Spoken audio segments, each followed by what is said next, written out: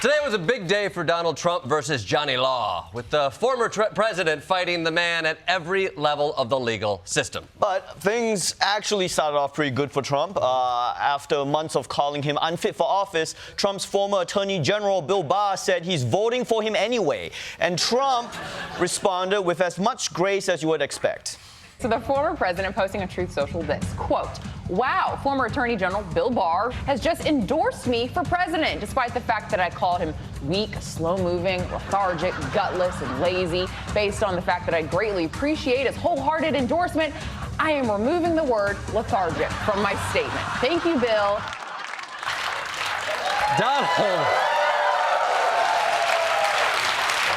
Donald Trump is the king of pettiness. I am positive in an alt universe, Trump was a sorority president, just dripping with shade. Like, wow, Bill, I love that bikini. You're so brave to be wearing that. You go, girl. I mean, it does look like Trump hates Trump ass kisses as much as the rest of us do. Because he'll be like, kiss the ring. And then when they do, he's like, I can't believe you kissed the ring, you little bitch. So Trump was riding that sick burn high this morning all the way into court, where he was confronted with testimony from the head of the National Enquirer, who wasn't afraid to spill some tea.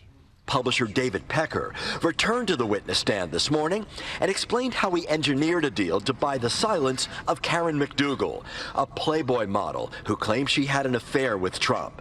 Pecker claims he had a deal with Trump and his attorney Michael Cohen to be on the lookout for damaging stories about Trump. He would buy stories that were unflattering to Trump, and then he would kill them to make sure they didn't become public. Was today a bad day for Donald Trump? I can't read his mind, but he looked pretty miserable. Oh, really? He looked miserable. He's not one of those jovial criminal defendants. Coming to court with a smile on his face and a spring in his step as he stares down a future full of prison gangs, public pooping, and shoddy heroin balloons migrating up his colon. Shocker. Yeah. But yes, David Pecker, pun intended, testified that he brought up and buried negative stories about Donald Trump that helped him win the 2016 election, which sounds crazy, but you gotta remember, this was way back in 2016 when negative stories were a bad thing. Now we know that every new scandal just cancels out a different scandal until you become president.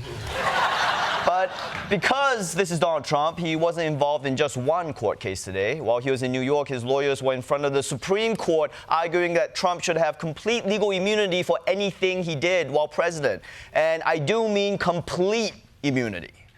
If the president decides that his rival is a corrupt person and he orders the military or orders someone to assassinate him, is that within his official acts that for which he can get immunity? It would depend on the hypothetical, but we can see that could well be an official act.